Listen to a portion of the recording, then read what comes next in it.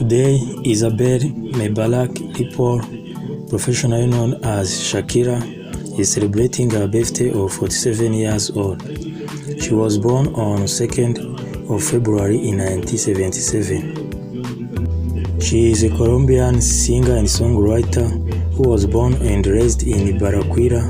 She has been referred as the Queen of Latin music and has been praised for her musical versatility.